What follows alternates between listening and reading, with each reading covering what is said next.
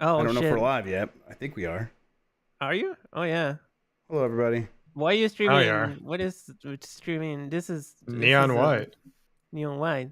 In a Silent Hill laboratory or something. You This wouldn't, is his you wouldn't Twitch. recognize this because this is the non-cheating version, Christian. What do you mean? Well, you cheat in this game, clearly. With your I don't times. cheat. Your times. So good. Clearly cheating. Are you mad at my skills? Yes. Are you mad at my my super powerful eyes that can copy Shit. anything they see? Yes. Christian has eyes unclouded by hate. He sees the code. Yeah, I have the Sharingan. That's a copy Princess anything. Mononoke reference. I get that. Hey, Mike's a weeb, Hey. certified. I No, got I that like too, though. Miyazaki. So, is it really? Yeah, Why that's don't you like fucking finish this game? I'm sorry, Mike. I have to say this. Just finish this goddamn I've never video finished game. Astro's Playroom. I'm never going to finish this. well, look, Dave. I mean, Dave. I always do that. Look, Jeff. Don't do it as like a point of pride. Finish or don't finish the game, but don't make it your thing. Yeah! Fuck you! I'm not even. I didn't even try in this. All right. Not even number one. oh, Well, I guess it's tied for number one. I mean, no, I mean, he's ahead of me still. But I'm Is it? 168 Oh, okay. in the world, so that's pretty good. And I definitely could have done it faster, too. I feel good when I break like the top 400. Yeah, same here. Then like, Oh. okay, I'm done. I beat everybody, pretty much everybody on my friend list, and I reached top 400. That's the result to my. Now I'm trying to get all red Shit. times. Is Jeff playing his game? No. Yeah. He's playing his Neon Light. Is this Praise why his you weren't comment. on the Mike, watch get along? into this shit. No, Is this why- it's because I couldn't sleep last night. I didn't even play. It would have been better if I was playing this, because then I could have like got further in this game. I just did nothing. I just laid awake. It's my fault for getting you too amped up on Fall Right, Guys. I got that late night crowd. crown, and I was just too jazzed. You ever- All right. Not to ask you a stupid question. Did you ever try? I like just that ZQL gummies. They No, help I me get should. through I the should. times. I really They're should. they're just like melatonin and chamomile and stuff and whatnot. I Yeah, I will. got an all Nothing natural addictive version of it and, and everything. I need to. Yeah. Yeah, I need to get in that. But shit. I need the industrial version, not the. I don't want the all natural version. Jeff wants a you should- fucking horse Yeah, train no, is what he clear. wants. Absolutely Should be what I overused got. the natural version. Actual sleeping pills are terrible for you because you won't even get REM sleep. You'll go to sleep, but you'll be Right. miserable. All Was, right. Oh. was there somebody in our community who's like, I take Benadryl to go to bed every night? Fuck yeah, let's go. And they Yeah. were like a pharmacist. Like, what the hell are you talking about? Yeah. I'm the uh, managing editor at GamesBeat now. Oh, really? Oh, Yeah, congratulations, Mike. Congrats. Yeah, Man, you guys see why I had to get out of there, right? Jeff just missed getting to have me be his boss. Ah, that's why I left. You see why I had to All lined dip. up. Where? Dodge that bullet. I have to start changing some things. Okay, he's getting that set up real quick. When are we doing Fall Guys on Friday? 9:00 That's fine. Eastern. That sounds Yeah. good. Cool. That works for me. Who's streaming it? Both of you or I'll one of you? stream it for I think we'll both sure. stream it, and that way we can have Yeah. We can do a group. Alright, stream. a multi-Twitch. Yeah. My Fall Guys stream have been some of my most popular, surprisingly. It's a I good guess time. Jeff keeps tweeting them. But Yeah, yeah. it's cool, and I'm the only one talking on your chat. That's great. Oh damn! The Wow. Because you donation spam started my already. chat. Give me a break. There was I'm 40 trying to people make in my chat. conversation with the people to see some engagement. The people are And it's engaged rough by when you're watching me making the same fucking joke for 2 No, hours that straight. spicy bubbles is not a joke. Spicy bubbles. That's the not a way joke. Mama used to make it. Open up the stream with saying, yes, I'm gonna put my tongue in that spicy I'm not bubble. or criticism. some shit like that. It's funny. What did I miss last night? You talking about criticism, but I had a big day yesterday, so I think people like the spicy bubbles. And if you have to ask about spicy bubbles, Sean, you'll never know. Yeah, you're straight to hell. Apparently. Spicy bubble is verbal wildfire, baby. Oh. I didn't even realize we were live already. Oh, sorry. I should have said Oh, that. shoots. I see that your number one Jim Ryan thing is now thing. Do you like having it broken like that? I mean, the A and the N, or is that just how you did it? I kind of like having it, but also I think I prefer to have it better. But it's taped that way for the move, and I don't want to untape it. Like that's a lot of work because then the letters Jim are going to come off of the Ryan fan. tape. Yeah. No, you have to Well, stretch thank you, the tape. everybody. If you stretch the tape, it won't pull out the thing. Oh, we already got PlayStation is better with his thing.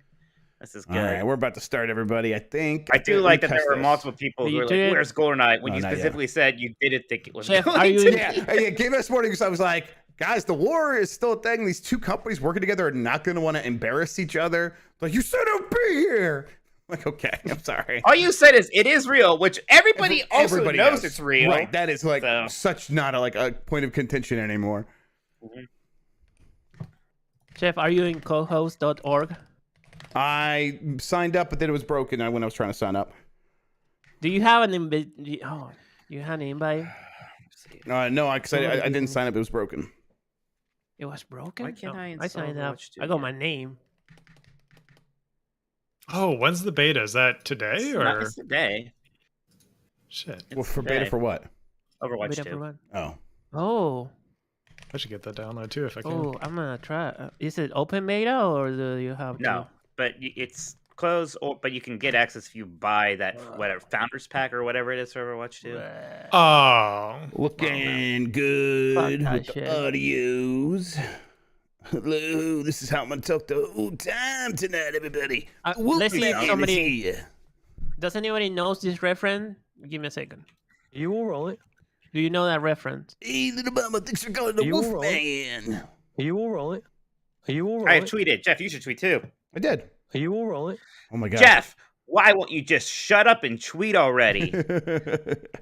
I'll Chad check. doesn't know that reference. All right, I don't know it. Are you? You don't all know right? it? I don't know what you're Dark saying. Marine is Dark Place. Dark Marine. you want- yeah. Dark Marine. When the guy Dark blows Marine's up, Dark Place. it's Yeah. like- yeah, the guy blows up and like the head flops away. It's just like, "Are you alright?" Are you all right? It's the funniest thing ever. Oh, that show Jeremy. was great. Thank you, Jeremy. Okay. Oh wait, let me do the thingamabob with the audio, and then we'll be good to start.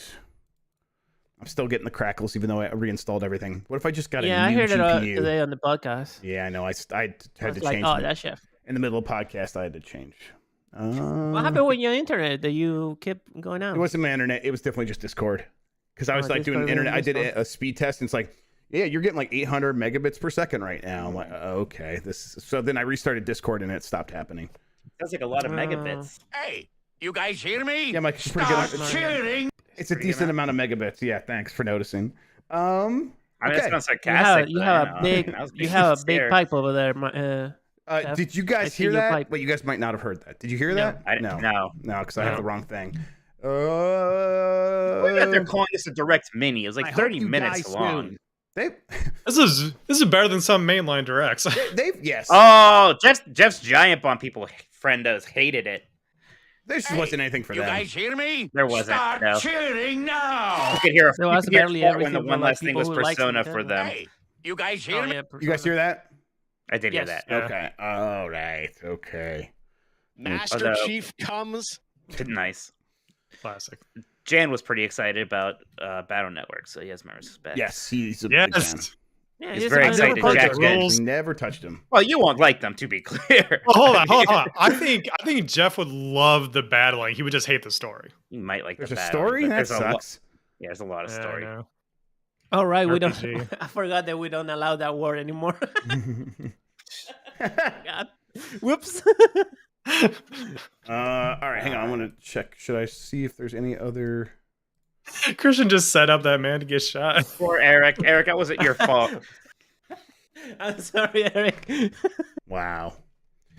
All right. I think we're gonna start. Bye, Christian. Bye, Sean. Bye. Yeah. My wife. Bye. My I wife. like your shirt, by the way, Jeff. Thank you. Very good vibes. Yes, I am. I've embraced it, Mike. This is me now. Good. This is I'm me now. glad. Thank you. Yeah. I appreciate that. AJ did that like too early in his life, like when he was in his 20s, so he made fun of him a lot. Right. Like if he did it now, we'd be okay with it. Right. I'm a dad. I'm a homeowner. Like, what else do I have to prove? Right. Like, this is it. Like, I'm set. I just gotta get you fun themed ones. We could. Did the- We're probably gonna talk. Wait, what's that?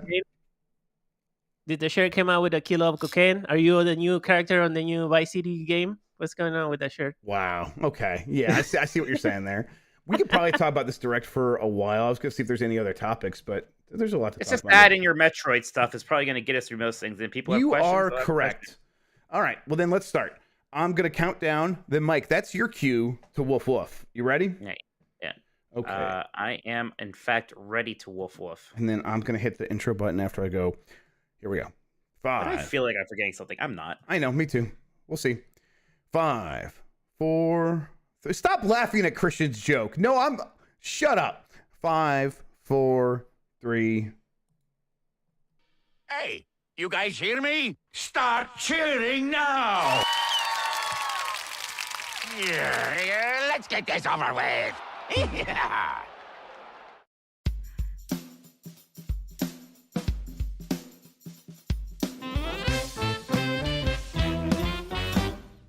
Woof woof.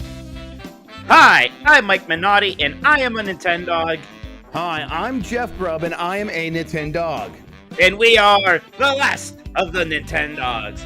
Today, Nintendo had their Direct Mini Partner Edition featuring Dante from Devil May Cry. I don't know. And also, Jeff has some spicy, almost as spicy as the spiciest Oh my bubbles news. You do not I bring wasn't that going to here. make. You don't I bring that wasn't. here. I shouldn't. I wasn't going to make that reference, and I said the word spicy, and I had to do it. Metroid Prime stuff. We have some Metroid Prime things to talk about. Jeff, how is it going? It's going pretty good. I am I don't know. I overslept for work today for the first time. Remember, I think we were on this podcast or somewhere, and you're like, eventually you're going to let him down, and have you been late to a meeting yet? It's like, nope, it's going to happen. Well, it took about a week, and that's it. So that didn't feel so great. But Are you fired yet? You coming crawling back now? I mean, well, not you're managing editor now. I can't think of it. I mean, I'll go dig ditches. I could be your boss. That sounds like true hell on earth. Oh, it'd be great, man. Imagine me telling Jeff what to do. I mean, he wouldn't listen anyways. And just, like, basically, I would just be the person who'd be like, actually, I already was. Jeff, where are you? Come to the meeting. You already were that person. So, yeah, the Jeff Wrangler. I mean, now you got other people, more responsible people to wrangle. So that's fun. That's right. It's true. That's true. So yes, our first priority has been hiring your replacement. So we've been doing that, and that's been fun. But yes, good times over at Gabe's Beat, a new, rejuvenated, less grubby Gabe's Beat. It sounds worse in every way. I'm sorry about that. I am adding to the grubbiness of everything, including Nintendo news this week, which yes, yeah. You have been just grubbing it up all over the place, and yeah, you've been. For a lot of people, I bet the more exciting Nintendo stuff came from you as opposed to the Direct. But Yeah. I like the Direct. I mean, everybody, I think most people understand we have to lower expectations when it's a partner. Like, the disappointing thing happened when they said it was a partner Direct. And then at Right. that point, it's some people were still, there was a lot of people who were mental gymnasticking Bayonetta 3 being a third-party game. And I think we were both like, no, it's not. I that felt will that probably way. not be here. Yep, I was feeling pretty strong about it not being here. I'm like, it's the kind of thing where Nintendo probably will have a real Nintendo Direct, or maybe a Direct Mini focused on first-party stuff later. And it makes so much more sense for Bayonetta to be there because they're probably not going to announce big new games. There's going to be some dates announced, a few other smaller things. Advance Wars might reappear. There'll be some other stuff to fill in those gaps. But they're not going to have a ton, and they'll probably want Bayonetta for that. And Bayonetta technically is a first-party game, even though I suppose you could say they're working with Platinum Games as a partner. Still, it's a first-party game. Sure. I mean, there's a lot of we talked about. There's like teams that work inside Nintendo's building that they technically don't own. Right? Yes. That's they bought one of those recently. I just watched it was a gaming historian from a couple years ago that mentioned that studio that they ended up buying for $200,000 this past year or whatever. But yeah, I mean, like Intelligent Systems, maker of Fire Emblem, basically all the Fire Emblem games. They worked in companionship with another studio, I think Bandai Namco, on the most recent one. Maybe it was Koei Tecmo. But yeah, but it's like even still, it's like they don't own Intelligent Systems. That doesn't in no way is Fire Emblem a third-party game. It's not a second party. That's not a real thing. It's a thing that it's a thing that fans made up it's so weird to me. They made it up for Rare, yes, basically. Rare, which was owned by Rare, Nintendo at that time, right? Yeah, those were all first party, actually. It's just that Rare was so prolific, Jeff, that Right. we like wanted to come up with it. They made so many Nintendo 64 I get it. I used it back then too, but we were just making stuff up. We didn't know what we were talking about. And so it's like, please, I was there when we were wrong originally. Please don't perpetuate this.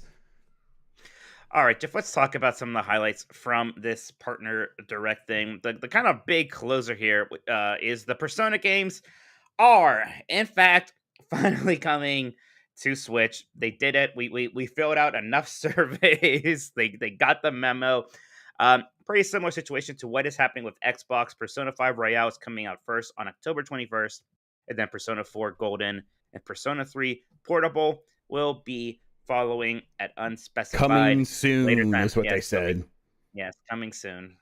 Well, here we go. We did it. That's one off the list. We've been yelling about this. Why didn't this happen forever ago? And we're finally here. And yet I still feel like yelling, why didn't this happen forever ago? But all right, fine. I guess it's better now than never. Right. So, and it's funny because they knew it was a big deal, I guess, because they closed with it. This was the sort of one last thing here, which is, kind of funny as a one last thing because Microsoft sort of stole the thunder here a little bit. But, it still would have been the most shocking thing in the world if we found out that these games weren't coming to Switch even after that Microsoft announcement, right? Right. I totally agree. It's the kind of thing where Xbox paid money, and we know that Nintendo almost certainly was not going to do the same thing. But it's like, okay, Xbox is paying money for Game Pass, and Nintendo's just going to get the games as well. But in a world where Atlas has not released these games up to this point, and Sega and Atlas have not done that work or figured that out, and they're basically just launching survey after survey asking, do you want this? It's very easy to be like, well, Microsoft paid us money, so we know they want it. And Nintendo fans, they aren't giving us money. It's like, well, you won't sell it to us yet. So, but now, this is great. This is awesome.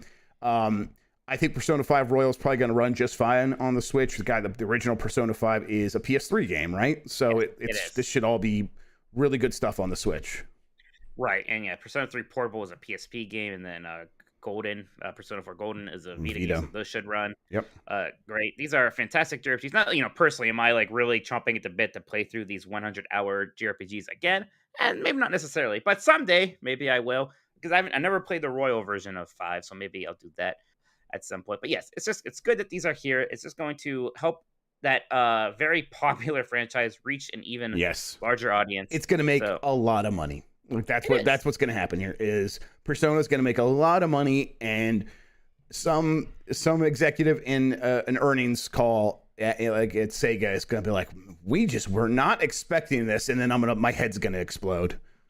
I mean, and I really got into Personas because I was playing Persona 3 Portable and Golden on my Vita, and it was just such a good, like for half a year, basically just made my way through those games, playing through a few days each night, and it was great.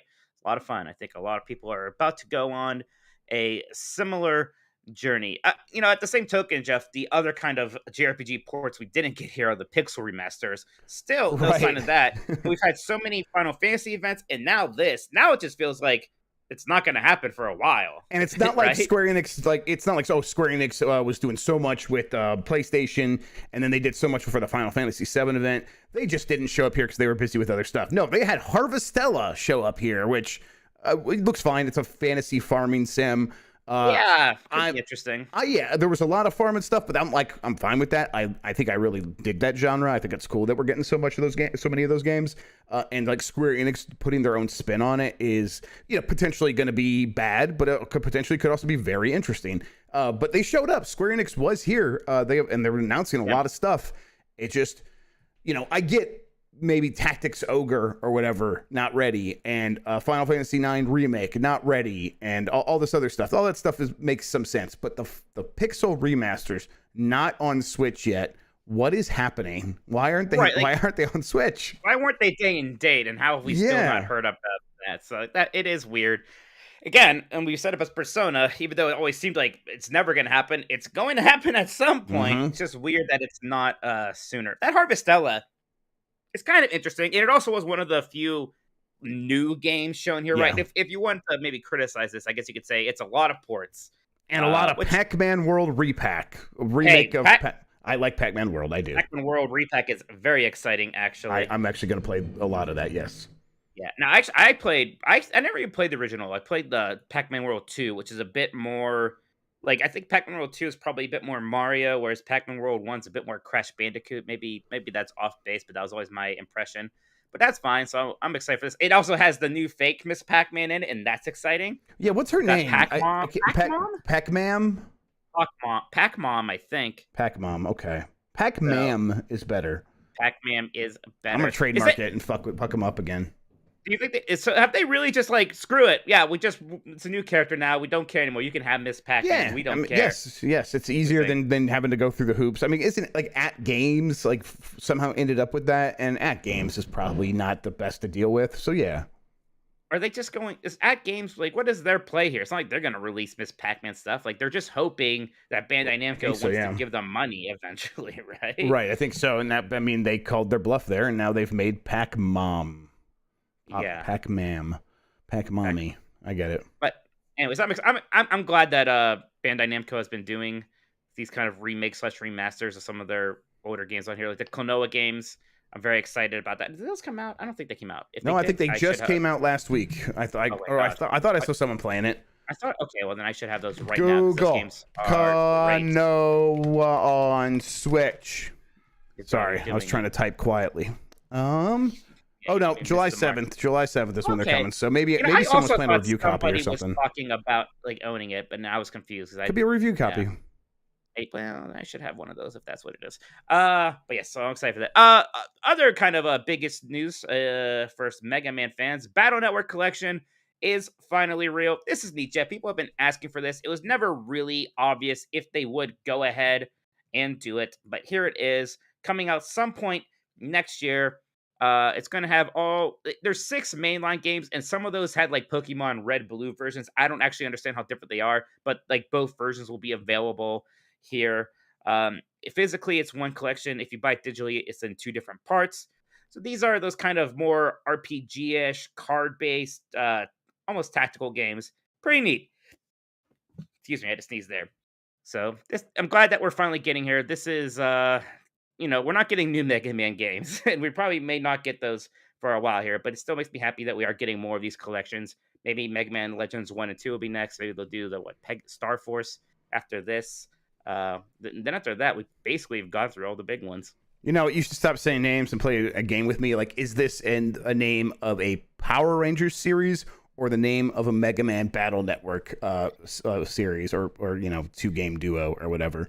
That'd be fine. What would you say? Star Ranger, whatever it was. So Star Force. It's a secret. It's another series. So after they made 6 of these, they made like Force, and I don't think people like the Star Force games as much. Or at that point, there was just already 6 Battle Network games, and everybody was over it. I don't know, but the Star Force games is a slightly different continuity. It's like Mega Man X compared to Mega Man Classic, except they're more similar. TurboSean says they're good, and I believe that. It's like that. It's like when everybody at the time was like, Mega Man 6 isn't very good just because we had so many Mega Mans, and now we can kind of get past that and enjoy Mega Man 6. I think at the time when it was like Mega Man Battle Network 9 or whatever with Star Force 3, everyone's like, oh, we're just tired of it. Maybe those games are very good. People are saying they like them in chat, and TurboSean says vague people like them, but I believe them.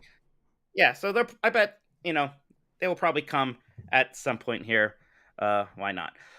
So that's exciting. What else? Nier Automata is coming to Switch on October 6th. You were calling this one. This makes sense. This will be maybe one of the sketchier how well is this going to run ones, but they can maybe make it work. Yeah, those there was the rumors. I can't remember the guy's name, and I apologize. A reporter for a game website in Spain was saying like a game from 4 years ago. And then people, I think, pieced together that, like, okay, some people were saying Red Dead Redemption 2, which is just, that was the funny thing. But then it was like people pieced together, like, oh, yeah, Nier Automata came out a while ago, and Platinum Games, Nate the Hate on his show was saying that Platinum Games mentioned at the time that they would like to put that out on Switch. So not a cloud version. That's pretty cool. I tried Nier. I tried really hard to get into Nier. So many people love it. It's It's not for me, but it's like I'm glad that more people get a chance to play that game because I have nothing against it. It's like it is fine for me, and a lot of people truly love it. So it's cool that Switch fans are going to get a chance to play it.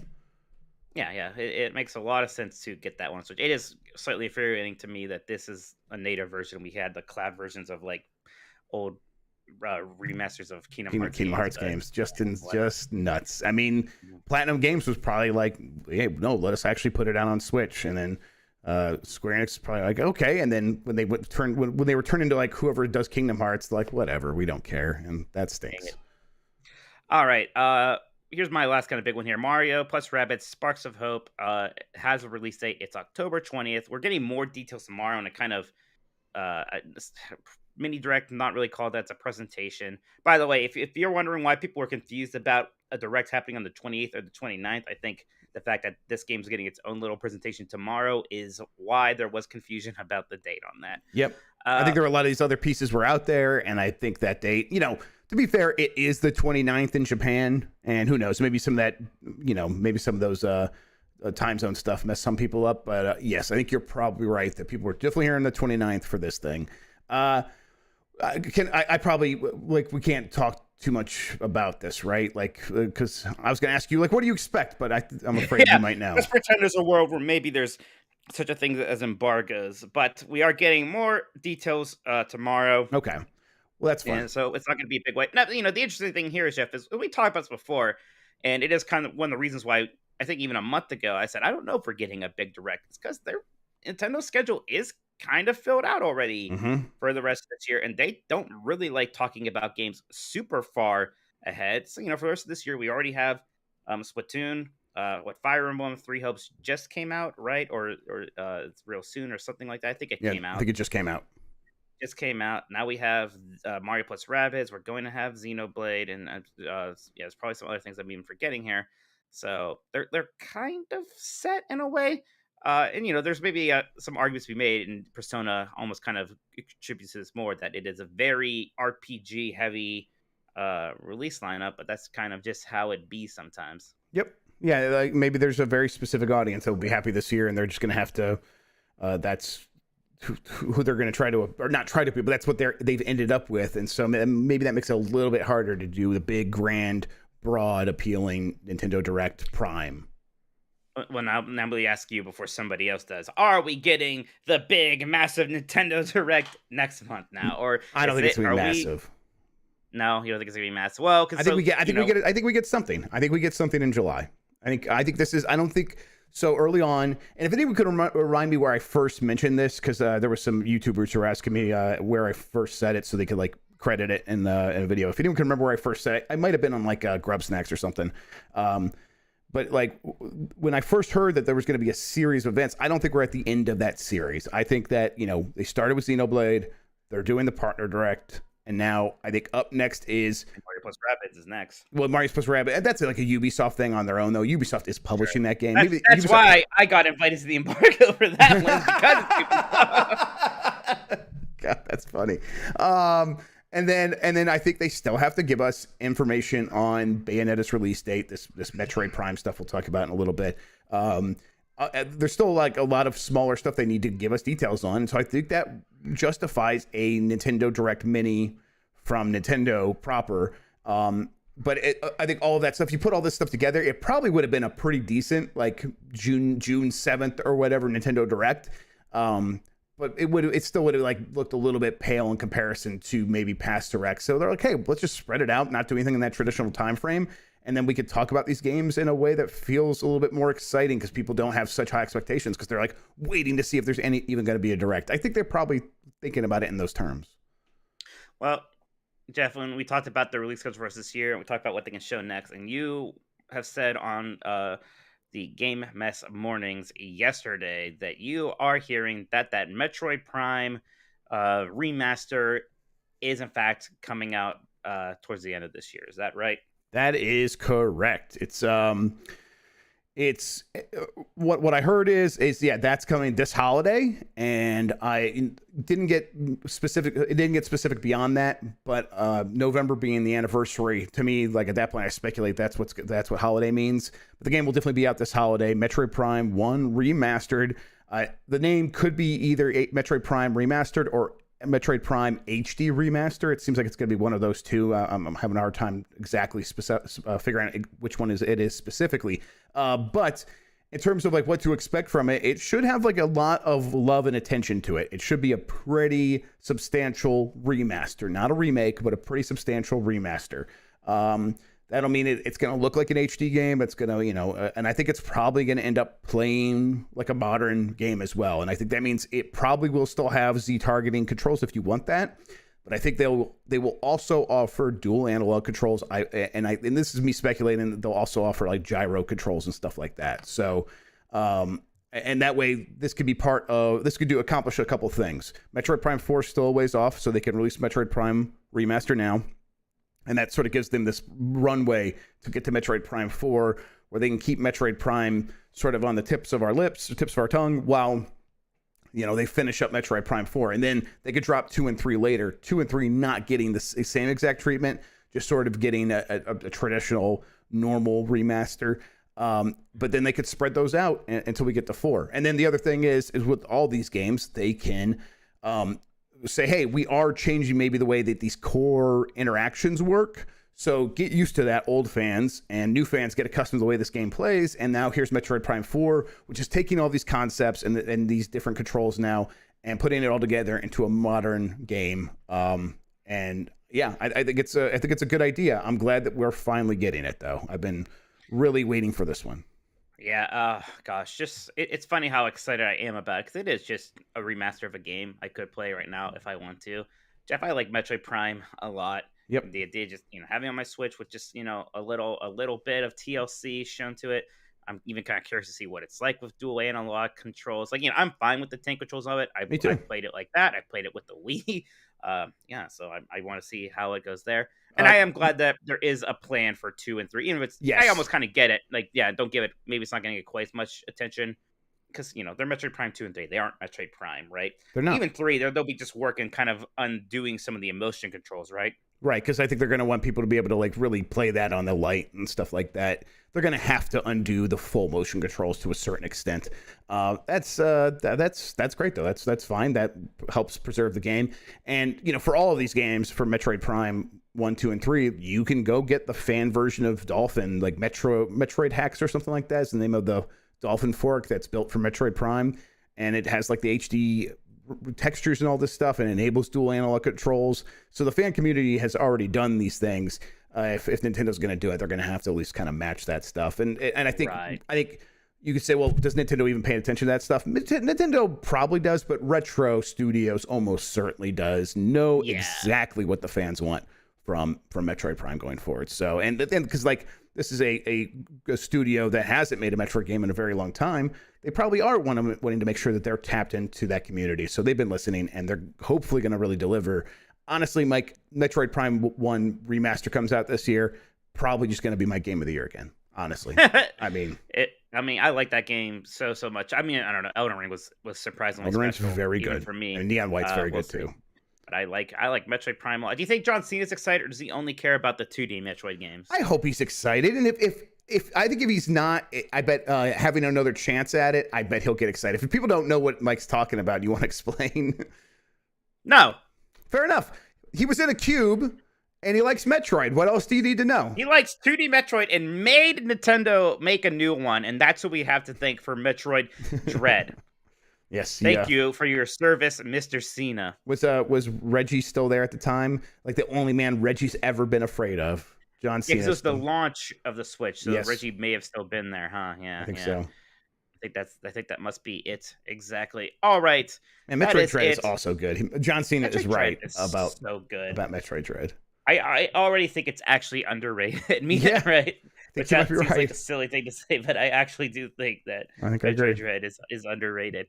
All right, Jeff. We have some questions from the community. We got some super chats coming in, guys. We're going to read the super chats closer towards the end of the show, but keep sending them in. We will get to them, and we will have a lot of fun reading those. Oh, by the way, thank you to Michael James for not joining. It's joining. Subscribing is different. Yes. For joining the channel. We appreciate that. The link thank you, Michael. Here.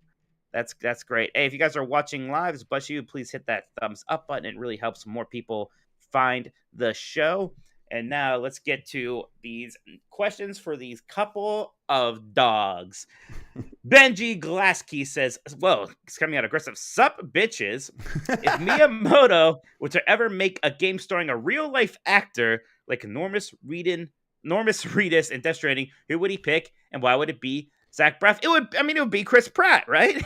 He's so cool. Like, that's what he said. He said that. Like, I think he loves the Jurassic World movies. Probably a big fan of Parks and Rec.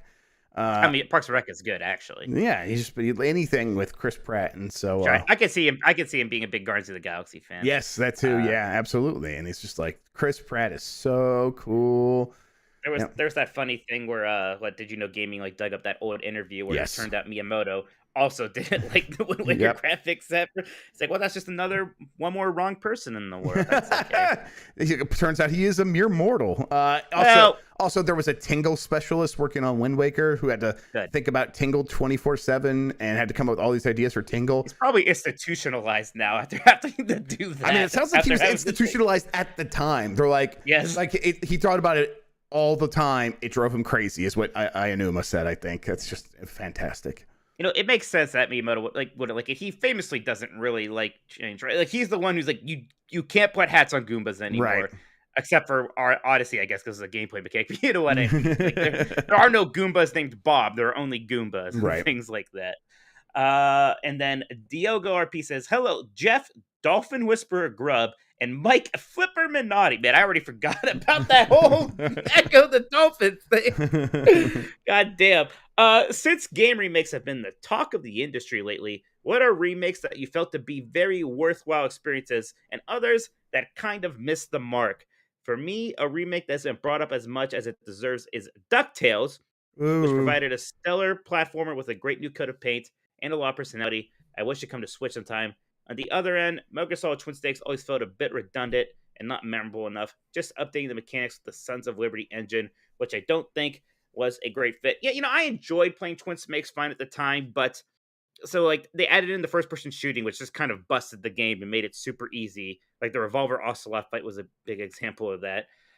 They really like John Wooed up the cutscenes, kind of Matrix fight it, so it was all over the top and kind of, it's like what I was saying. It's like, yeah, I played this once, and now I would only ever want to play the original again.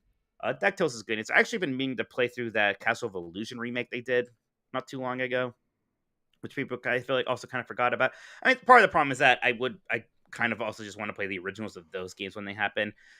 I think the Shadow of the Colossus remake was very good because it basically seemed to play the same for someone like me. I'm sure if you're like a speedrunner or something, you pick up on all these differences. But to me, it basically just played the same and just looked a lot better. And while it was cool that they got that game working on a PlayStation 2 back in the day for all of its ambition, these days it is nice to just, play that game looking pretty pristine and fancy and good. I think remakes that maybe missed the mark are like that Secret of Mana remake didn't look very good to me. Like I would just rather play Secret of, like if you're replacing really cool sprites with very low quality 3D models, that kind of stuff is always a bit bleh to me. The one I think really hit the mark and like sort of defined what remakes could be was early on. It was Resident Evil on GameCube. Obviously, Resident Evil 2 is like now the gold standard. But even way back then, Capcom knew what a good remake should be. That game was like, only a handful of years after Resident Evil on PlayStation, and to go from that to that, like, and make such drastic improvements to the point that Resident Evil Remastered today still basically just looks like a new game when you have the HD version of it. And then the one I think missed the mark is Shadow of the Colossus. Like I like, this is not a real big issue actually. It's it plays great. It does look fantastic, but I think it loses a little bit in the translation from the PS2 to the PS4, where there was something like abstract and sort of foggy about the PS2 version, and they sort of cleaned that up when I think it was almost, even if it wasn't intentionally the artistic choice, it felt like it was. And so I thought some of that stuff was just lost a little bit. And again, this is not, I could just go play that original version, and I would. This is not a real problem, but it's definitely something I remember thinking at the time, and I still kind of hold that feeling about it. I think I kind of see where you are, but I would take that over having a 60 frames per second experience. I guess. Right. Kind of the That's big thing there. totally fair. Yes. What do you think about the Mario and Luigi remakes? They did 2 of those. The one famously is Yeah, like the worst selling Mario game ever. They seem very unnecessary to me. I never played them, so I guess I don't have too much of an opinion on them. yeah. I think I think I played some of the Superstar Saga one. I think I didn't like hate them, but it's definitely like when I think about going back to play those, I am definitely thinking about the Game Boy Advance versions and playing them on the Analog Pocket or whatever, or playing them on Steam Deck. And I'm not trying to load up the 3DS versions. No way. They don't even have 3D in them. Like they're not even 3D games. That was such a weird thing. You know, somebody just speed run that Mega Man Powered Up, the remake of Mega Man 1 today. There's a game I hadn't thought about in a while. I remember it being okay. There was also a Mega Man X remake for PSP, which was like good, but Mega Man X is already pretty fantastic. I don't really need to play it again where the sprites are replaced with like low quality 3D models. Yeah, Eamon Goldie says the 3DS and 64 Zelda games are good remakes, and if those count as Those remakes, are very good, they're very actually. good. Yes, they're probably also among the standard. Yeah, it kind of actually, I don't know if ruins the word, but like in that case, I actually don't want to play the Nintendo 64 versions of Ocarina of Time and Majora's Mask anymore. I would just want to play those. All right, One Up versus CPU says, on the last Bloodstained Ritual of the Night Kickstarter update, Iga showed off the roadmap for the next year DLC, where they announced Classic Mode 2, a sequel to the Classic Mode DLC by Way Forward, which was basically a remake of NES Castlevania 1 with Bloodstained's Ritual of the Night's graphics. Did either of you play that? If you're talking about Bloodstained Curse of the Moon, I did play that, and it was incredible. It doesn't sound like this what isn't they're that, saying. though. Yeah, this Yeah, isn't this that. is NES. No, I didn't play this. This is just Castlevania 1 remade with Bloodstained's graphics. No, I didn't even know this was a thing. Yeah, me neither. That But sounds that's fun. interesting. I'll check that out. I need to actually try Bloodstained again. I got way too. Do it with a guide, I think, because No, that's not my problem. My problem was the talking. Well, that's what I mean. Like, so you don't have to worry about the talking. Like, you just skip over the talking because I agree. And the talking has like stuff you need to know in there. So you just skip over it and then know where you need to go next. I think that's the key there. I guess I don't know. Maybe part of me just feels bad skipping dialogue. I can't do it for some reason. Man, you I should feel watch me. weird. You should watch me fast forwarding through Neon White, man. Right, like yeah, one of your favorite games of the year. You're not even listening to. Yep. People, it's like people are talking to me. Ha ha ha. That's cute. Yep. Gerber says, "Hey guys, can you please comment on this goofy theory idea I've got stuck in my dumb brain? The game Treasure are teasing is not for modern consoles. It's a Mega Drive game. The only way to get it legally, just to preempt Jeff, is by buying the forthcoming Mega Drive Mini 2. Sega did say the Mini 2 would include a mysterious new work. I'm not saying it's a good idea, just that it's an idea. I mean, it'd be neat. I think that's ambitious. Don't forget, like, in the Mega Drive Mini 1, like, the one unreleased game thing we got really was that Tetris, that version of Tetris for it, which was fine. I guess you can maybe count Wily Wars there also, since that was only a Sega Channel thing before. I mean, it'd be neat if they were like, yeah, surprise, here's Gunstar Heroes 2 only available on the Mega Drive Mini 2. I don't think that's what they're doing, but it'd be neat. Yeah, that'd be cool. But I just want to say this is a silly idea from a stupid brain. Wow. Oh, jeez. Okay. Wow. Hey, he said it first. I'm agreeing. Turbo Mad says, "Hi, Nintendogs. This question sort of pertains to Nintendo, but between the PS1 and N64, which console had a better library of racing games?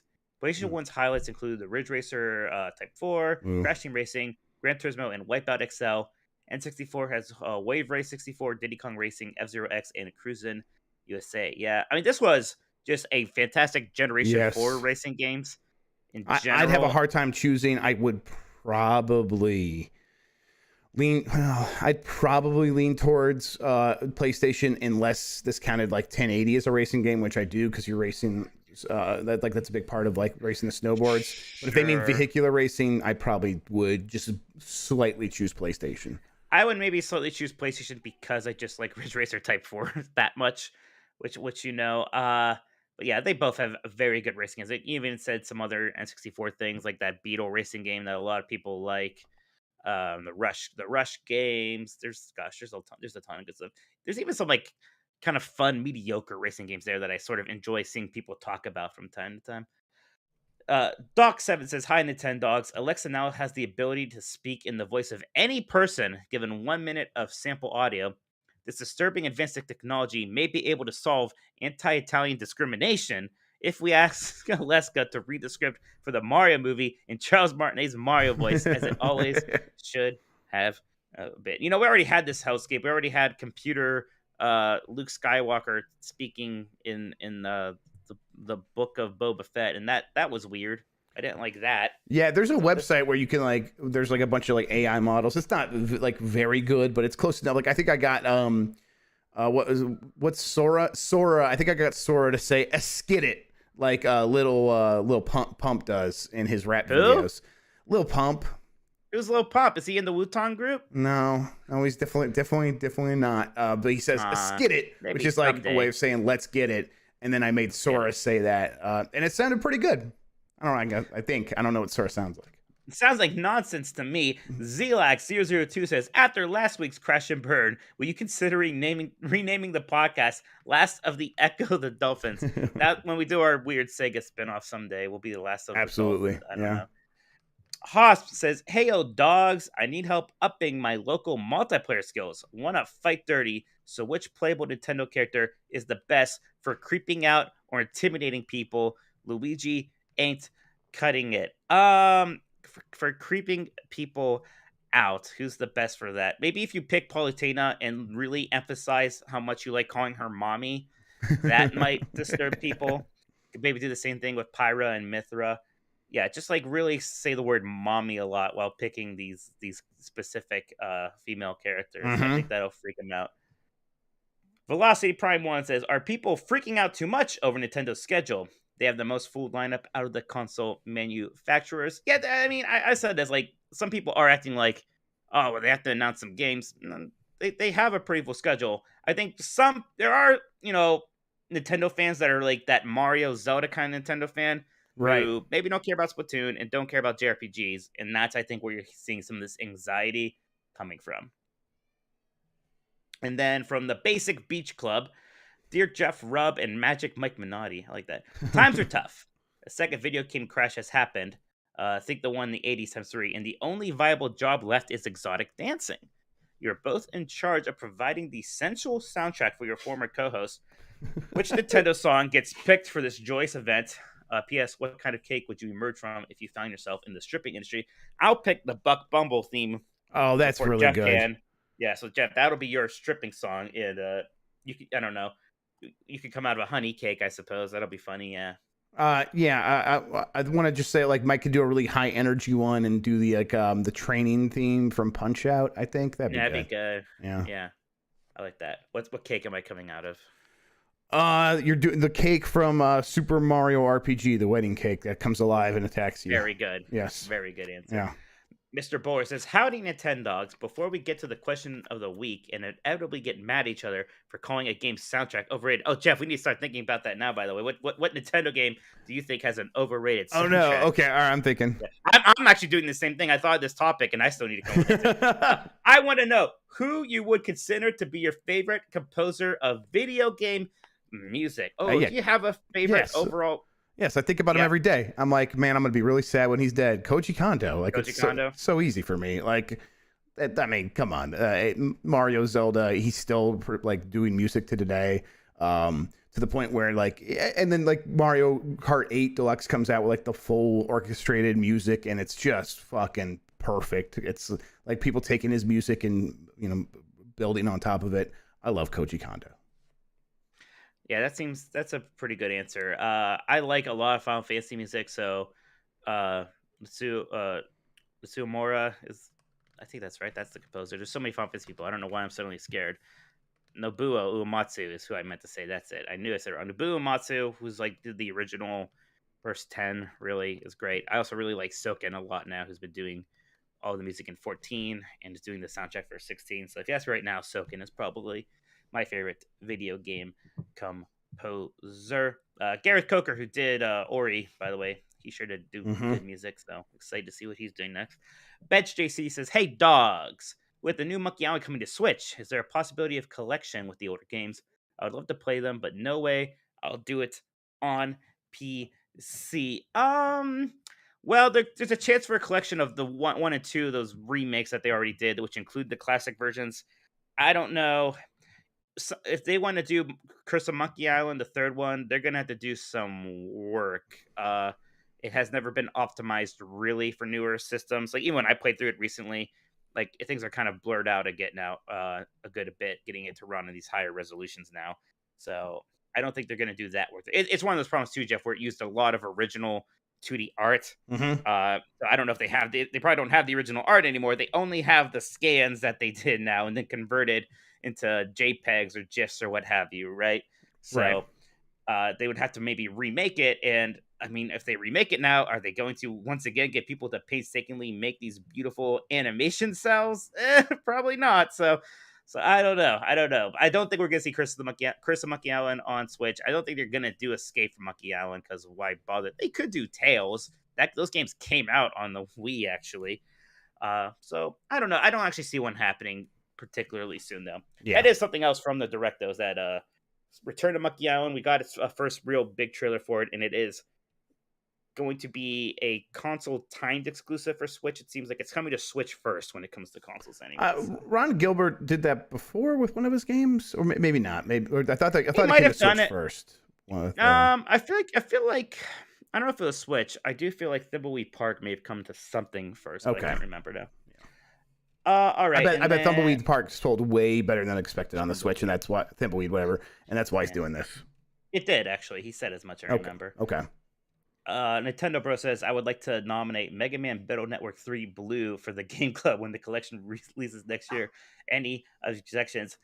Yes. Maybe not. Maybe Jeff has extra. There is a part of me that's like, man, so like I was not able to play nearly as much Bug Fables as I want to, partly because it was such a busy month. But there's a part of me that's like, man, these games should not be 20+ hour games. You just find the shorter games to do for this. Maybe July. We'll see how July goes. Let's see how July goes, and then we'll reassess. We do have the voting going on now for next month's game. The options are Echo, Tides of Time, Thief Gold, and Kentucky Route Zero. So if you are in those special Discord channels and you want to vote, make sure you go to the Game Club channel and vote now. And next month we'll do fun games. Wow. Oh, you don't like any of those? I'm being a shit. I bet I would like all three if I actually played them. I thought you'd be a thief guy, to be honest. I probably will be a thief guy. Probably if that wins, I'll probably be a thief guy. Yeah. What's the first one? What's the first option? I think I might have been the one I voted Echo for. too. Yeah, I voted for Echo. I like Echo. Yeah, totally. All right, and then Turbo Sean says, "Hello, Wolf Wolf and all that. My name is Turbo Sean, and I would just like to second the motion posed directly above. Thank you for your time." All right, so that's another one for Mega Man Battle Network 3 Blue. Why blue? What's red? Is something wrong with Mega Man Battle Network 3 Red? Now It's just the one they played when they were kids, Mike. Come on. Ed says, with Persona 5 finally coming to Switch, what will take its place as the most requested third-party Switch port? I mean, the Pixel remasters, maybe now. Might hear a lot of people asking why those aren't here yet. Dr. Turbo says, woof woof boys. Xbox did not play Silk Song in 2022 or 2023, but did mention on Twitter it was coming in the next 12 months. I wrongly figured the date would be announced by Nintendo. Do you know what's happening here? I mean, I didn't think it was going to show up here. I think when Microsoft gave them money, I think that means, they're not going to show up on Nintendo stuff anymore. I feel like that's kind of part of it. I don't know why it wasn't in one or the other thing. I don't know why it wasn't in that big graphic that they posted later. And a part of me is worried that whoever's just running the Xbox Twitter account was just told, yeah, all those games are coming out in the next 12 months. So when somebody asked if it was, he's like, yeah, it is. And maybe it's not super nailed down like some of the other ones, is all I'm saying. That's a very likely scenario there, Mike, what you just described. Yeah. Yeah, so that's what I know some people are like, that means they're probably going to shadow drop at any moment. Maybe not that. Maybe we need to be a little bit more patient still. Major Arms Blazer says, so Persona 5 finally gets announced for Switch weeks after I finally bought it on my old man of a PlayStation 4. Only thing keeping me sane is that Nearport. I love that game. There you go. What about live demo? Is anyone playing that? As soon as we get done here, I'm gonna install that. Maybe, yeah. I just started installing the Capcom Fighting Collection on my Switch. So I might be doing that tonight. I beat Turok earlier today, you see. Ooh, so okay. I had to move on now. Yeah. We'll talk about that later. Cool. And then Persona 4 Boppin. It's Bop.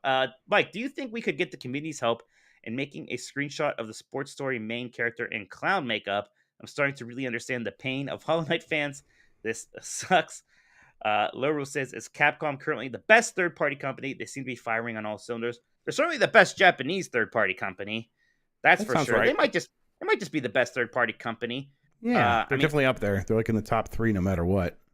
yeah, my only real complaint is that they aren't making new Mega Man games, but I also can't really fault them for it.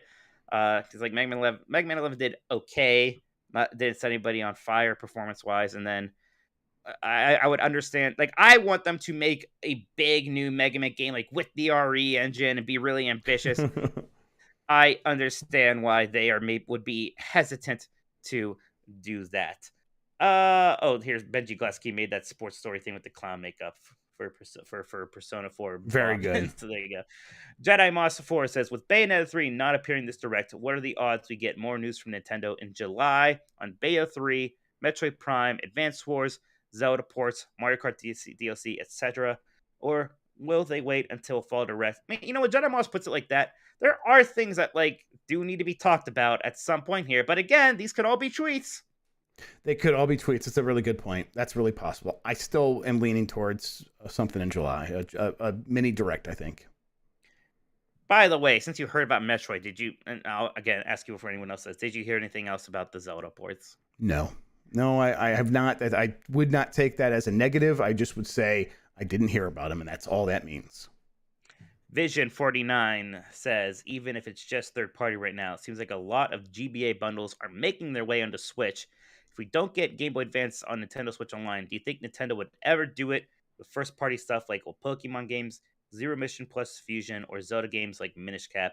P.S. Which Mega Man collection should I pick up on Switch to play while traveling? I think the safe, maybe the Mega Man X. The first Mega Man X collection would be pretty good while traveling. Those are a lot of fun. The Zero collection is also a lot of fun too. They're all pretty good. Although there's surprisingly there's more input lag in the Mega Man Classic collection than there should be, and I think they kind of fix it, but not enough. It's still somewhat annoying. Yeah, the fact that they haven't made Nintendo themselves, like they didn't do Zero Mission and Fusion together, they must be thinking at some point they just want to put these games on a Nintendo Switch Online. Yeah. And again, when they do, I want to see Zero Mission and Fusion and Minish Cap and stuff like that on there right away. I don't want it to be this drip feed thing. Or honestly, if they need to, just sell those games to us again. I would just pay to play them straight up on Switch. If they could put them out as bundles and stuff like that, maybe make them like anniversary collections. I don't care. Sell them for just 6 months, but give us a chance to buy them again. I mean, at some point here, when all 4 of these Metroid Prime games are available on Switch or Switch 2 or whatever, then basically all they will need to do is put Zero Mission and Fusion out, and we will basically have all of the great Metroid games playable. Except for another Metroid 2 remake, but other than that. By the Metroid 2 remake, yeah.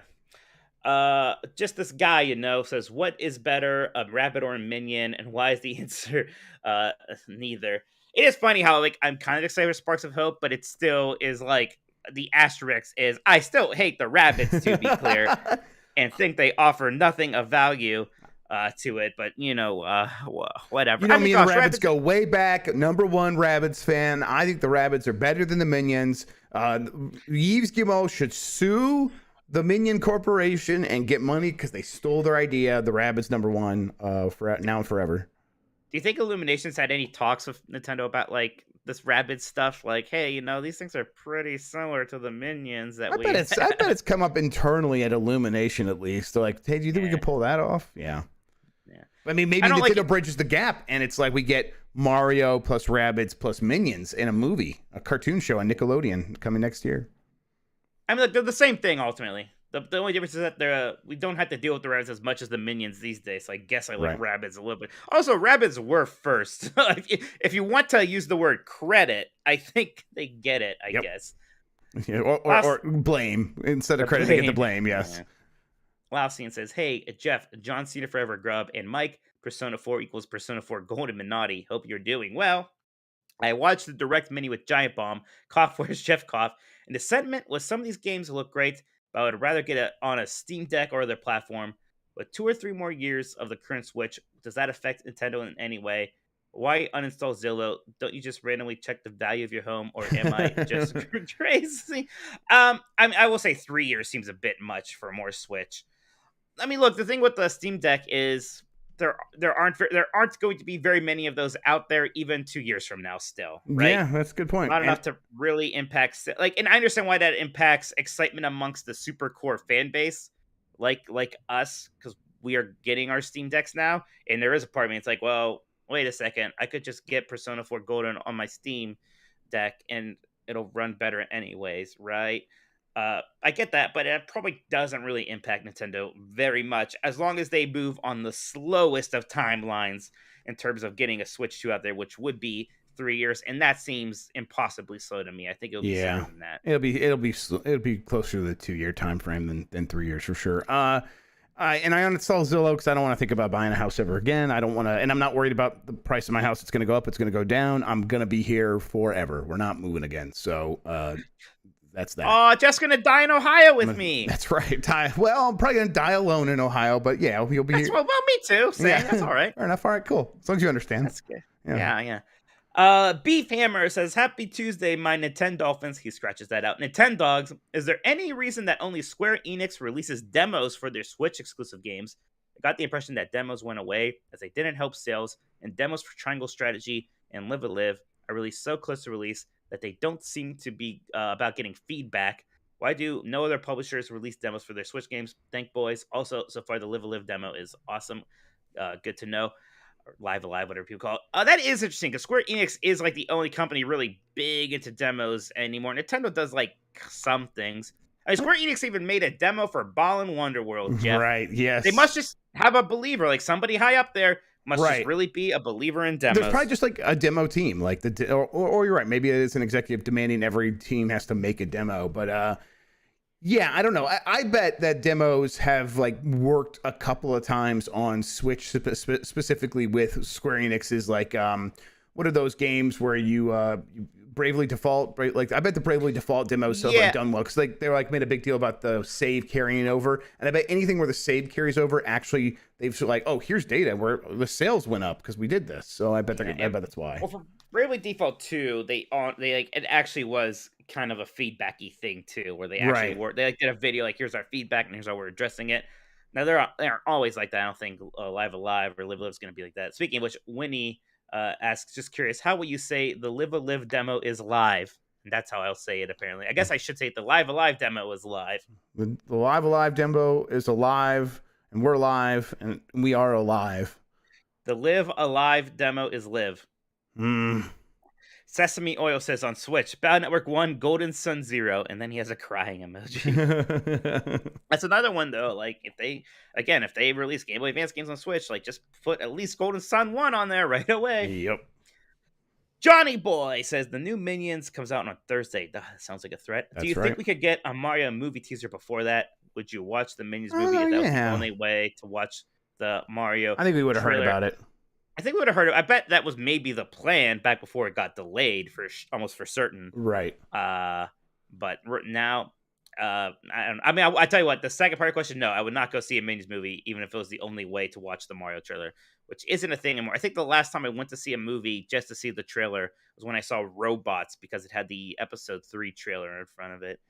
The Robots was that much forgotten DreamWorks CGI movie with Ewan McGregor and Robin Williams as robots. But anyways, yeah, it'll be online within 2 seconds. Anyways, right. I'm curious how this is going to do, Jet. There's some worry amongst the animation community that the pandemic and all of the all of the people getting used to just watching these kinds of movies at home now has been hurting that theater business because Lightyear did so poorly at the box office. So we'll see if Minions. It sounds like a bad thing that they're resting their hopes and dreams on Minions too. Right. The Rise of Gru. But I don't know. Do you believe it's? I was gonna say, I think once under 5, now that they can start getting vaccinated here pretty soon, I bet kids will be back in the theater here pretty soon. Yeah, maybe Lightyear had other issues. I think Lightyear just had I think people didn't know what to make of it. Yeah, what to make of it. I think that's exactly what it is. Say what you will about Minions 2, you know exactly what that is. that is right. Minions, the next one. Yes. Nick Turbo says, with Persona finally coming to Switch, do you think Persona 6 will be released on Switch or Switch 2 at launch? Or will it be another PlayStation-only game for a while? Again, I think that they literally have a rotating dartboard for this stuff. Like, somehow... Yeah. No, Persona 6 will almost certainly come out on PlayStation, at least, I suppose. but I still would be I would still be surprised if it would come out on any other platform, even PC at launch. But who knows? Hey, what is a Gourmet Race? Gourmet Race is the fantastic song from Kirby. That's the one that they play in the Fountain Dream levels of Smash Brothers Melee. It's the dun dun dun dun Sure. dun dun dun dun. Yeah, if you're about to tell me that song's overrated, I'll beat you up. No. I was gonna say Nintendo just filed a trademark for it for some reason in Japan. Paku Paku Gourmet Race. Just like literally just now. So. Oh, that's interesting. Yeah. Gourmet Race is so it's also the mini game from Kirby Superstar where you do race DDD and they play that song. To Okay. be more specific. Cool. So maybe they're making. Maybe that's their next mobile game, right? Maybe. I don't know. All right, Jeff. Since I'm actually, how about this time we read the community's responses with first, then maybe you can formulate our own ideas on what art we think is an overrated soundtrack. I have my answer, and yeah, I think I have my answer. I kind of do too. All right, what's yours? Listen, I know a lot of people really like a lot of the music from this series and stuff, but it's just not. I think it's overrated compared to most other Nintendo-based franchises. And the answer is Pokemon. I think Pokemon music is pretty overrated compared to the rest of Nintendo's catalog.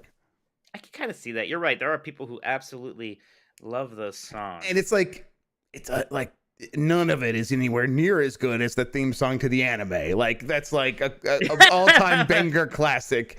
And then you go to play the games, and it's just not quite the same. And maybe that taints my expectations, but still, I think that's right. Yeah, I mean, this was maybe with not as much thought as I should have given it, but I think Mario 3 soundtrack is not particularly exciting, actually. Wow, you're fucked up. I'm sorry. I think I prefer Mario 1, 2, 4. I prefer a lot of the other ones, except for like the new Mario games. Mario 3 soundtrack doesn't do like I've never set out a Mario 3 remix or anything like that. I never hear those songs and get happy. It's like you're right. Like nothing is coming to mind about like, whoa, what about this, Mike? So. Like what? I like it. I like it. It's all effective. Yes, it's fine. You're right. So there it is. All right, let's see what the community says on. Ooh, this is kind of a good answer actually. Benji Glaskey says not exactly Nintendo, but Banjo-Kazooie soundtrack is kind of just annoying and not at all endearing. I don't want to say it, but you made me. I kind of agree with this, Jeff. People like love that soundtrack, and it sounds like Saturday morning cartoon stuff, and not. And I get it. That's a good vibe. It fits. It's like Crash Bandicoot's the same way. Its music fits. I'm never like time to turn on some Crash Bandicoot music. That's what I'm gonna work out to. Yeah, Banjo-Kazooie, it's like it's twangy and it fits. Again, the opening song is good where the characters are playing songs like Banjo-Kazooie. I kind of agree here. But none of Banjo-Kazooie's music from Grant Kirkhope lives up to the DK rap. We all know and can admit that. And that's obviously Kirkhope's best work, but I don't know. I still like Banjo. Okay, maybe overrated a little bit. I guess. Yeah. Destroyed by Sean. Soisuke says, I mean, come on, we all know the most overrated soundtrack is Super Mario 64. Absolutely not. No way. Wow. Upon Battlefield alone, absolutely no way. Yeah, no way. Jesus Christ. Sorry. Rumham says, I'd have to say Metroid Prime. The what 2D the mentions fuck? Before it had much better music all around. What are you talking about? That is the craziest thing anyone has ever said. It's seminal, right? Is that? I don't even know what that word means. No, but you're right, though. Yeah, absolutely. I was literally earlier this episode, I was just thinking about that menu music and just going, in my head, like, it's so good. It's like a thing now where it's practically a genre of music. It's so distinct and cool. And like Timbershaw's like, this is the worst thing Soy has ever said, and then immediately, this is the worst thing Rumham has ever said. Ben Chasey says, I'd say Metroid Dread, while it isn't excessively praised, it still gets some positive comments. When in my opinion, that soundtrack is straight up bad and not worth any praise. I don't even see any praise for it personally. Right. I genuinely just see people think it's pretty underwhelming, which I think is right. Mr. Bohr says, I'm going to have to say it the most overrated Nintendo soundtrack is Pokemon Red and Blue. Hey. For a lot of people, myself included, it brings back a lot of nostalgia, but it's not a soundtrack you can listen to with headphones. Of course, it wasn't helped by the Game Boy's one speaker, but I think games like Tetris and Super Mario Land have better soundtracks And with Link's the same Awakening, come on, yeah. soundtrack. Sesame Oil says, not sure if overrated, but Xenoblade Chronicles X soundtrack disappointed me quite a lot as Sawano, the composer of Attack of Titan's debut in JRPG. That's too bad because I haven't played X, but 1 and 2 do have good soundtracks, right? Like the Gower Plains or whatever. It's a pretty famous song from the first Xenoblade Chronicles. Beef Hammer says, for a game all about music and pop idols, I find Tokyo Mirage Sessions to have a pretty uninteresting soundtrack. No standout songs I like except from no standout songs like I expect from a game with the Shin Megami Tensei and Persona lineage that upsets me almost as much as the removal of vagina puns from the game. Nintendo. You know, I think he's right. For a game that's all about music, it sure doesn't have very memorable music. I can't think of a single track. And when I play through those Persona games, I can remember a million tracks. I mean, that's kind of Tokyo Mirage Sessions in general. It's fine. The battle system is fun. There is not much about it that is memorable at all. Right. Revan says, everybody loves Star Wars music. He scratched out StarCraft 64 there, including me. The Shadows of the Empire sounds way worse than the semi-related, but more related to the book CD that most of you didn't know existed. Yes, no, I bought that album. I had it on CD, and I put it in, and I was expecting the game music, and at first I was disappointed, and then I listened for like 5 more minutes and was like, this owns. This is really good. Who did that? Alan Silvestri or who? Oh, really? No, I don't think it was Silvestri. It was I'm sorry. You can keep going. Well, he has a Wikipedia link right here. I know. I just clicked on it. Okay. Joel McNeely. Oh, Joel McNeely. Yeah, Joel McNeely. Right. He's done like a lot of like Disney stuff. Actually, yeah. He's done a lot of World of Warcraft stuff, I think, unless I'm thinking of the wrong person. Let me see now. Yes, I must be thinking of the wrong person. Okay, that's somebody else. But yeah, pretty good. Next one here is Haas says, tough question this week, boys. I'm not even sure Pokemon Sword and Shield music was rated, considering how good the early gens were. Fight me. It's just really forgettable and bland. Here's hoping for some Toby Fox magic with Scarlet and Violet. Yeah, for sure. Velocity Prime 1 says, I know this was my answer to over a game, but outside of the main Isle Delfino theme, the Mario Sunshine soundtrack is pretty weak. Well, I'm trying to think, and I'm not going to put up a big fight about this. I mean, Acapella Mario, the Acapella Mario theme is classic. That alone helps a lot, yeah, and that was at a point where it was actually a really big novelty to hear like a kind of, again, a novelty version of the Mario theme song. So yes, in like such like good recording quality and stuff. It was really good. Oh, this is interesting. The Basic Beach Club says, I'm going for an easy, if slightly controversial answer. Legend of Zelda for the NES. Yes, it laid the foundation for what was to come. But outside the main theme and the overall theme, it's not a fun listen. Yeah, but to be fair, that's like most of the soundtrack for that game, right? It doesn't have a lot of unique tracks, per se. And it's like, and the fact that the overall theme, something you're hearing on a loop, so frequently stands up to such a long game, is a testament to how fantastic it really is. It's like, there's only a couple other NES songs that are that good over such a long period of time. Most of them are also from Koji Kondo. So I will say that maybe Zelda 2 has the better soundtrack overall. Like maybe nothing's as good as that overall theme from the first game. Yeah. But I like a lot of songs from 2. Turbo Madden says, time to ignite some flames, specifically for this channel, but Super Metroid might have the most overrated soundtrack. It's all right, but I don't really remember many tracks from that game other than the boss music. Boo. Yep, that's bad. Doesn't upset you as much as Metroid Prime as an answer, though, huh? I mean, I kind of got my anger out with the Metroid Prime answer. This is actually just factually wrong. It's so good. It's typical of these babies, isn't it? Yes, it is. At this point, I'm like, what else could they possibly say about this game? Tink says, for me, it's like every 3D Zelda. I just don't want to hear the Legend of Zelda theme song, but for some reason, they always tease it. I just want to hear the Legend of Zelda theme song, but for some reason, they always tease it / hide it, but never fully give it to us. I do actually remember, as a kid, Jeff, really being bothered that Ocarina of Time did not have the Overworld song. And they like kind of hinted it in that title screen. And that actually was a major like sticking point with me back then. Let's read this next one, and then let's talk about Zelda a little bit more, because I was going to bring up this point. That's interesting. Yeah. Official Love says, it's Breath of the Wild. Irrational hate on my part because I'm already sick of the small trend of twingly piano notes over a vast and empty-ish open world, a la Sonic Frontiers and Genshin Impact. Yes, it's a trope. Yes, man, Zelda just always aping Sonic Frontiers and Genshin Impact. But like, yeah, I mean, The real problem with Breath of the Wild is not the twinkly piano notes over a vast and empty-ish open world. That is actually really evocative and cool. They do a good job with it. The problem is the trailer had the best and most goosebump-inducing use of the Zelda theme in the history of the world. It's so good. It's the best video game trailer ever made. And then you get to the game and that never happens. And it's like they should just have done that as well.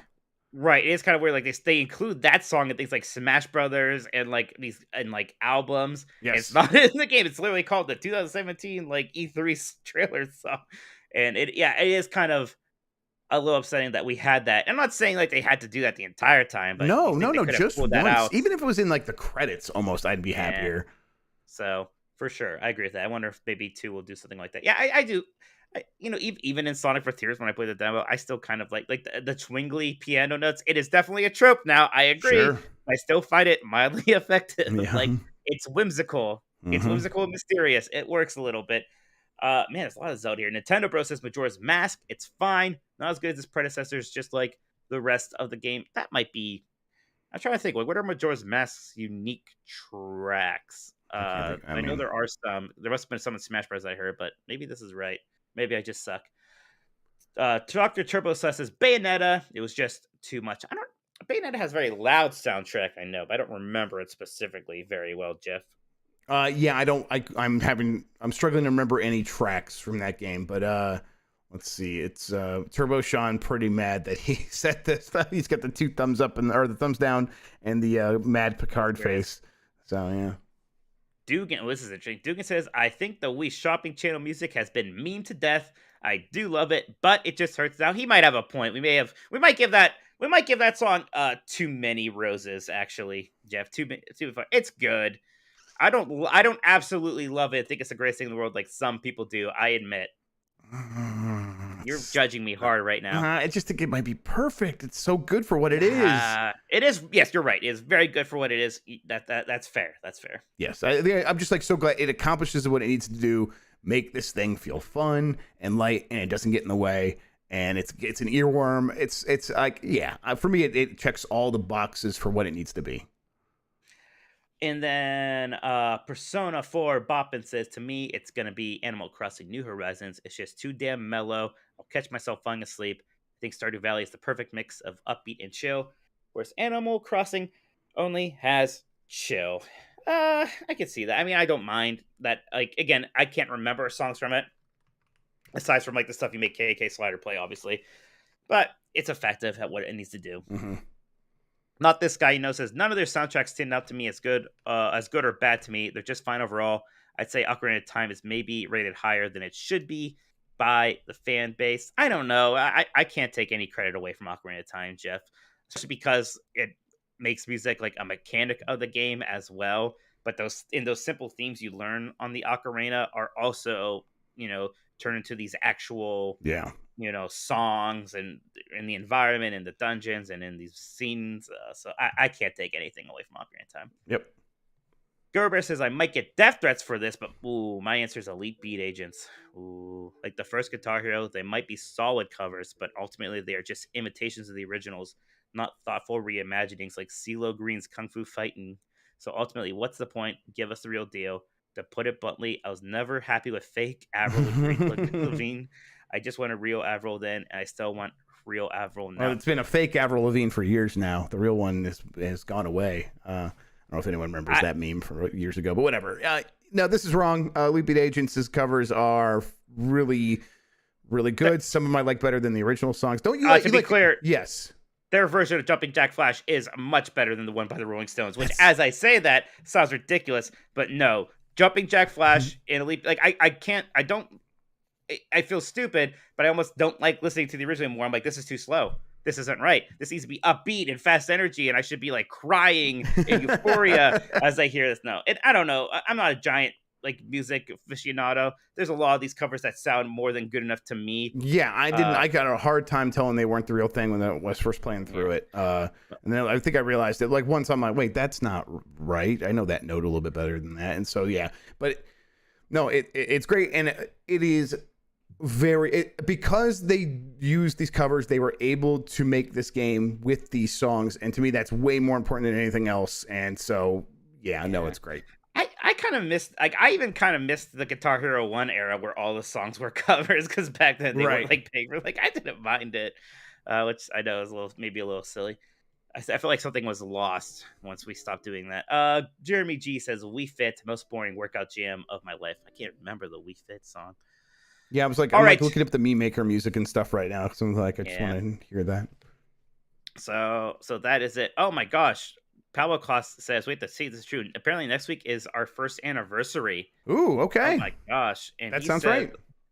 He said the topic should be the favorite last of the Nintendogs moment. So I had a different one in mind, but maybe we'll push that one back. You know, we'll do we that. did miss 1 week, I think. So this actually might be the year anniversary, but next week will be 52 Oh, episodes. So Oh, that's interesting. Well, you know what? We'll pretend. okay, For the yeah, best that's fine, of man. that anyway. Yeah. So let's do that. Thank you, Pablo. We'll say next week's topic is going to be what is your favorite last of the Nintendogs moment? And I'll slot that in here, and I'll put the one I was gonna do is what game would you speedrun if you're going to only speedrun if you had a speedrun game, because Games That Quick is happening right now. We can hold off another week Yeah, on we that. can come back to that. Why not? Why not? Have you been watching any of the speedruns, Jeff? A little bit here and there. Oh my god, cat's meowing at me. I've been watching a little bit of it, but I haven't had much time. I'm definitely going to be watching this weekend though. That Saturday run, that Saturday schedule's really packed with stuff I'm interested in. Yeah. There was the Mega Man block was the day, and I was able to watch most of that, so that made me happy. And then I will. I don't know what's tonight. I hope so. They're doing Yakuza Like a Dragon right before we got on here. Jeff, do you want to read the super chats?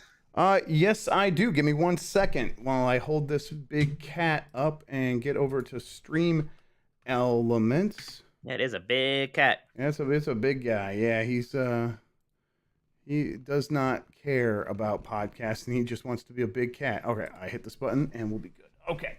Everyone cares about podcasting, Jeff. Don't be ridiculous. It's that cat 4 feet tall, basically. He's was bigger than my kids for years. He's a giant cat. And now he's pissed again. Okay, here we go. Let's read some of these super chats. Starting with PlayStation is better. Where was GoldenEye? Banjo. Jeff Scrub is a clown face emoji. Long nose liar emoji. I mean, GoldenEye's not going to show up anywhere until both companies are like feeling more comfortable about the war in Russia. Banjo, I mean, that was MVG, wasn't it? Like that said that, and I thought me and you were always skeptical about Banjo again. Right, and Banjo, like, also, I mean, even people that were saying that the game got greenlit were saying it's probably too early for it to show up anywhere. So, oh well. But Jeff Scrub, that is correct. That is me, and clownface, liar emoji. That is all correct. Okay. From Jeremy G, where is Metroid Prime 5, Final Fantasy XXX, Halo 69? All these promises, no results. Jeff Scrub is a clown face emoji. All right. I mean, we already know that 2 characters in Final Fantasy 16 are going to be in a bed and naked with each other at some point. That's so right. That's at least 2 X's. We're delivering finally on our pornographic Final Fantasy rumors here at Last of the Nintendogs. From Uriel Delgado, when we getting Beautiful Joe on modern consoles? Yeah, I mean, it feels like it's one of those Capcom franchises that are like below the fold. Like it has all the ones that like, these ones are definitely, we're going hard on all of these. Dragon's Dogma is right there now. But Beautiful Joe not gonna be there, I don't think. They would maybe do a remaster collection. Yes. I don't think they're going to make a new Beautiful Joe. Yes, that's where I'm at. I mean, for one thing, the Platinum guy, it was Clover who did it, right? So they would have to, if they want to make a new one, they either have to do it internally or they have to go reach out to Platinum, which I don't know. I mean, maybe when they get done with all these Mega Man collections, maybe that's next. Sure. From Antonioni. Mega Man Battle Network, Pac-Man World Repack, Bomberman, Klonoa, Sonic Frontiers. As a 32-year-old, these are my types of games. I love the Direct. You just list it like that. That's exciting. Yeah, I mean, again, maybe I'm kind of in the same place there. I'm like in my 30s, so I was like, yeah, this had a lot of stuff for me anyways. Haha. Yeah, I was pretty happy with it. I mean, it is what I thought it was going to be too. So. Right, expectations help. Yeah, Michael James with the Lincoln subscription. Thank you so much, Michael James. Really appreciate that. From Michael Mashed Potato, I wish Vanillaware would drop Dragon's Crown on the Switch. What's the deal? Also, you guys are the best. Thank you, mashed potato. Yeah, that would be great on the Switch. As soon as I beat 13 Sentinels, Jeff, it was like, I want to go play some more Vanillaware games. I'll just download them on my Switch, and like none of the other ones are out there. Yep. I was like, I assumed Odin Sphere would have been on there. Muramasa, Dragon's Crown, none of them. I think that remaster of their first one, the Grimoire or something, is maybe coming. I don't know, but that's like the one I'm least interested in playing. Yeah. So yeah, it shocked me that Dragon's Crown came out back on everything back then. It came out for the Vita. How is that not just on Switch already? Same thing with a lot of those other ones. So I hope they remedy that soon. From Xbox will always be number 3. I don't get why he changes names in the middle. Xbox, Nintendo. Okay, Xbox / Nintendoofs capping for old Persona game. Laughing emoji, laughing emoji, laughing emoji. Cover mouth laughing emoji. Isn't capping lying? That's why I don't get what people like. They may say pretend. I don't understand what capping, like, we're not lying for old Persona games. I guess I just don't understand capping. Capping? I think he meant clapping.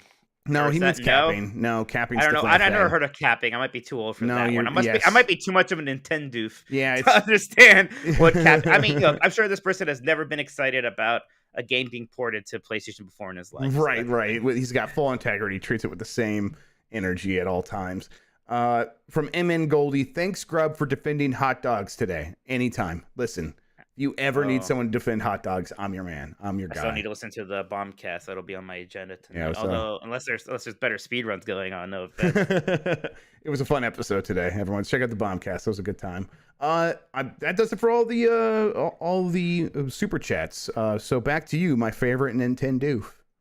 Thank you. That's trying. That's such a weak one, Nintendo. Really? I kind of like Nintendo. No, I like that. That's why I like it. It's just fun. It's fun to say. Like, if he's trying to hurt us. Oh, he's trying to. Well, I mean, he's never once hurt our feelings. Yeah, right. But like, yeah. I mean, he's only given us some money. I mean, I have relatives who have done less for me financially than Xbox. For real. Yeah, good point. Jeff, buy my kid a pony, basically. Thank you. I beat Turok. Are you proud of me? I am. I'm glad you like Turok. I like Turok too. I do like Turok. I feel like it like at first it was like, oh yeah, Turok until 64, that was the thing, and everyone was like, haha, Turok. No, that game's good. Yeah. Especially now, we just play it with dual analog controls and all that stuff. It's interesting because it is right on that cusp of like that Quake era, sort of more like old school, just like going around these levels without much story or other system thing, and then we're not very far removed from Half-Life and stuff like this, System Shock 2 and stuff like that. When you think about it on that timeline, it's like really, really, really strange. But it's still, it was before, it was prior to those things. So, but yeah, I mean, for what it was, for the system it was running on, like kind of taking a risk of making a first-person shooter on a console at that time. I it's got a cool style. It's pretty cool. It is like just a little bit different that there's like that Jurassic theme, and there are still aliens and sci-fi things involved, of course, because that was mandatory for all first-person shooters, right? Even Perfect Dark had aliens involved. But the impressive thing too is just how big the levels are. There's like 8 levels in the game, which isn't much, but these levels are huge. Yes. And even though you have to like go around and explore to find the keys to unlock more levels, the key themselves are never too hidden. And by exploring, you often find other more interesting secrets or even just ammo for some of your better weapons. But yeah, I just really enjoyed it. It is just fun. I am kind of curious now to play GoldenEye again because I want to see if I can actually say that without any bit of irony that I think Turok is better than GoldenEye. GoldenEye's fun. GoldenEye's fine. It's a fun game to play. I think there's a chance Turok's actually better. Well, I am curious to play Turok 2, which people think is even better than Turok 1. It also got a remake treatment from Night Dive Studios, so I want to see what that is like, and I'll probably be doing that one pretty soon. PlayStation is better saying that we skipped a super chat. Did we? I thought we read. Didn't he? Is he the one who calls Nintendogs, or is that somebody else? Which one is it? PlayStation is better. Yeah, PlayStation is better. We read PlayStation is better's. Where was GoldenEye? Banjo. Jeff Grubb is a client. He just probably was bothering some other streamer. He's probably he skipped it. Don't worry, we were really offended by it. I'm sorry you missed that moment. It really hurt, and it hurt having to read it out loud because he paid us money. That's what really hurt. Yeah. Jeff, have you played anything? Yeah, I'm playing Delicious Last Course. I can't talk about it yet, I don't think. But we'll be able to do that soon. And then more Neon White, a lot more Neon White, which is on Switch. And it's not how I would play it, but people can play it that way. But I think even if you are playing that way, you could still have a really good time with it. I'm still like only maybe halfway done because I just get into this groove with some of these levels. I'm discovering really cool shortcuts. It is definitely in my top 2 games of the year right now. So it's going to be between this and Elden Ring, and then maybe Metroid Prime 1 remaster or something. But yeah, it is incredible. I'm skipping all the story. I'm just not here for that. I have no issues with it. I honestly don't know what it is. People complain about the rating. I haven't read it. I'm literally just. I haven't read it. I'm just not reading it. I'm not looking at it at all. I'm not interested at all. So Have you beat this game on like Astro? No, at least? I'm halfway through.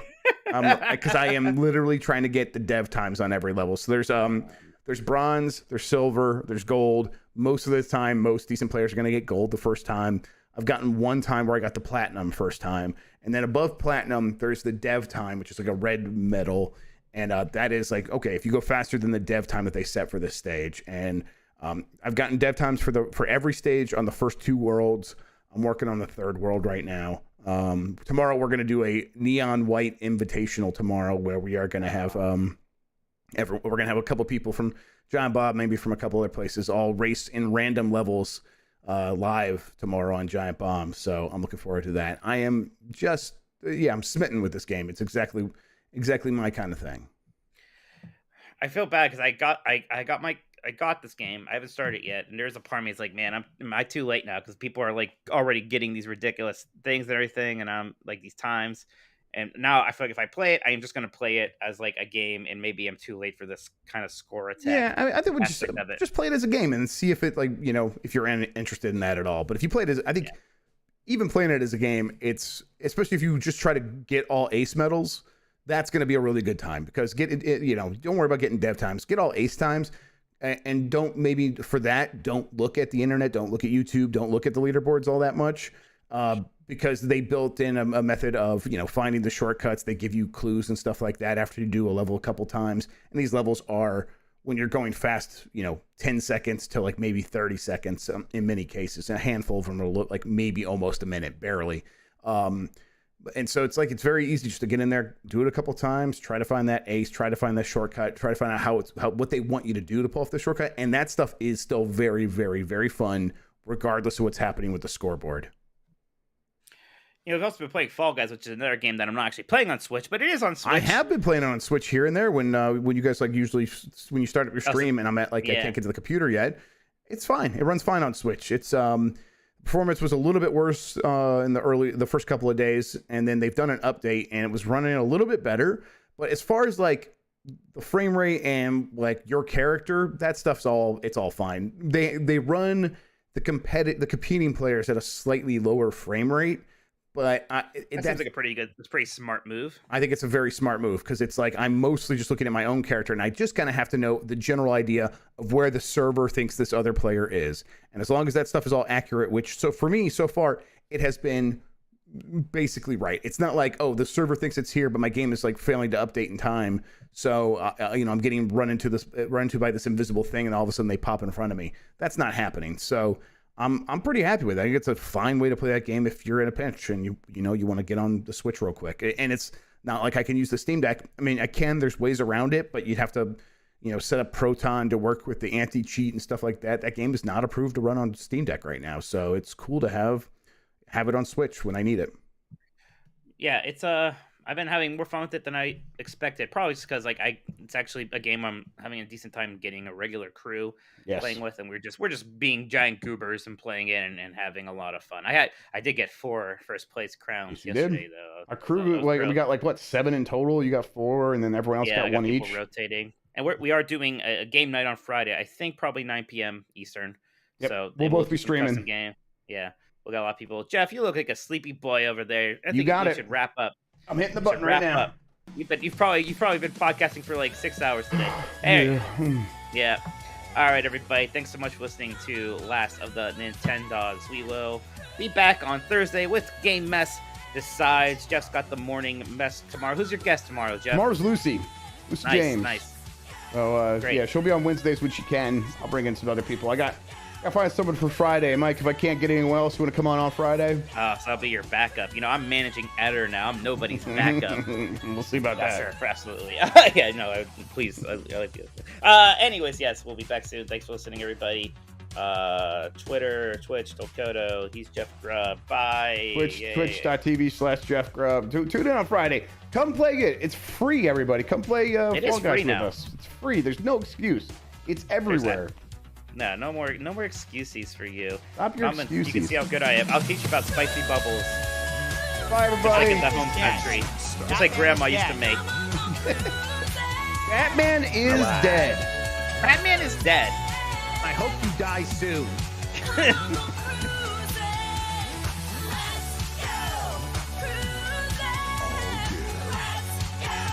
The patterns are so complicated. Enjoy your day, man.